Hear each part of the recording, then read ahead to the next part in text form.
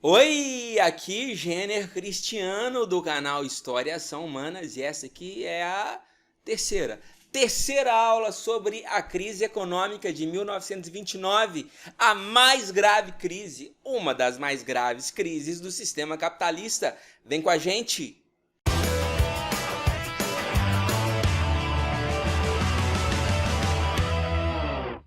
Bom, então, deixe-me avançar os slides. Já falamos disso. Também já falamos disso. Já analisamos o dicionário básico. Já analisamos o gráfico e tá aqui a aula de hoje. Nós vamos falar sobre as causas da crise de 1929. Na lata, galera, na lata. Olha, a crise de 1929 foi resultado de uma crise de superprodução com uma crise financeira. As duas crises se desenvolveram de forma paralela ao longo da década de 1920 e quando estivermos no ano de 1929, essas duas crises vão se encontrar, a crise de superprodução e a crise financeira. Bom, o que nós vamos fazer a partir de agora? Para fins didáticos, para objetivos didáticos e para não confundir a cabeça de vocês, nós vamos dividir.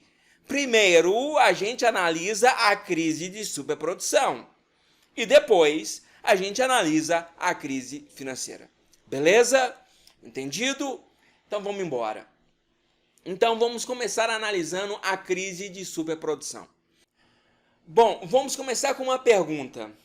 O que ocorre com a produção industrial durante a guerra? Bom, vai depender de onde você está durante a guerra. Porque o que nós teremos, uma das consequências da Primeira Guerra Mundial vai ser uma crise de superprodução. Então, vamos analisar as origens dessa crise de superprodução. Então, vamos começar com essa pergunta aqui. O que ocorre com a produção industrial durante a guerra? Depende. Vejamos o que vai acontecer na Europa. Bom, a Europa, entre 1914 e 1922, era uma economia sujeita às necessidades da guerra. Embora a guerra tenha acabado em 1918, o que ocorreu foi o seguinte: entre 1914 e 1922, a Europa deixa de ser o principal fornecedor de produtos industrializados para o resto do mundo. A Europa está necessitada de produzir armas, munições para a guerra. E dessa forma, o continente europeu passa a comprar fora o que antes ele mesmo produzia, o que ela mesma produzia. Então, a Europa passa a comprar produtos industrializados dos Estados Unidos, principalmente dos Estados Unidos, e deixa de produzir internamente. Isso porque a Europa estava sujeita às necessidades da guerra. A guerra destruiu tudo e a indústria que existia se transformou em uma indústria bélica, uma indústria para a produção de armas e munições para a guerra. Bom, o que vai acontecer com os Estados Unidos entre 1914 e 1918? Bom, meu amigo, minha amiga, a guerra está rolando na Europa. Os Estados Unidos têm nada a ver com a guerra. Sabemos, os Estados Unidos só entra na guerra no ano de 1917, depois de ter seus navios afundados por submarinos alemães. Mas, enfim, a guerra não aconteceu em solo norte-americano.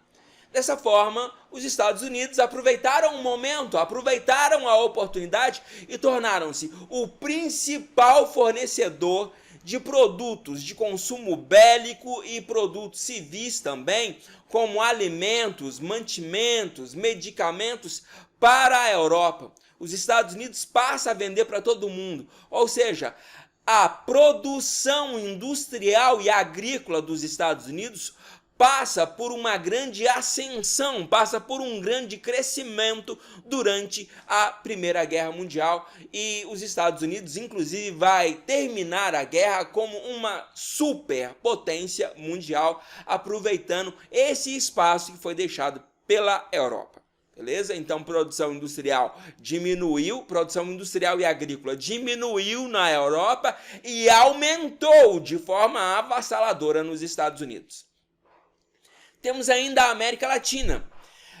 Bom, a América Latina ela era dependente da produção industrial da Europa. Na ausência da Europa durante a Primeira Guerra Mundial, nós teremos aqui o início de um processo conhecido como industrialização via substituição de importações.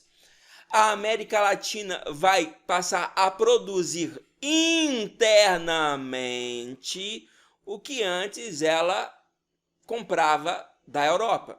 Então nós chamamos isso de industrialização substituindo as importações europeias. Industrialização via substituição de importações.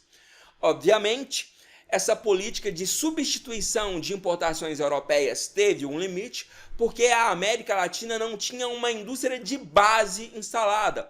Quando eu falo indústria de base, eu estou falando de indústria siderúrgica e metalúrgica, que são as indústrias responsáveis pela transformação do ferro e do aço, enfim, dos metais. Então isso restringiu a ausência de uma indústria metalúrgica e siderúrgica, indústria de base, restringiu essa capacidade de industrialização da América Latina. Mesmo com essa restrição, a América Latina teve um significativo desenvolvimento industrial durante a guerra.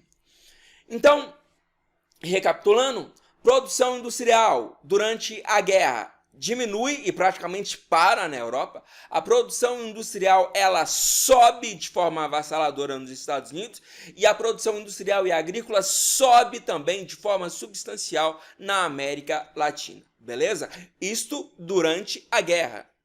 Só que a guerra acaba. E quando a guerra acabar, nós teremos o seguinte quadro.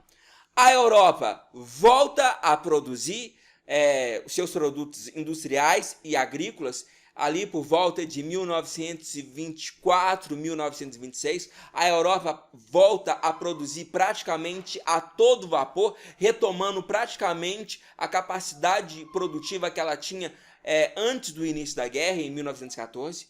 A produção industrial e agrícola continua subindo nos Estados Unidos e a produção industrial e agrícola não para de subir também na América Latina. Ou seja, tem produção industrial e agrícola dos dois lados do Oceano Atlântico, meu amigo e minha amiga. Então, nesse caso, nós teremos uma superprodução industrial e agrícola mais ou menos em meados da década de 1920, quando a Europa se recupera.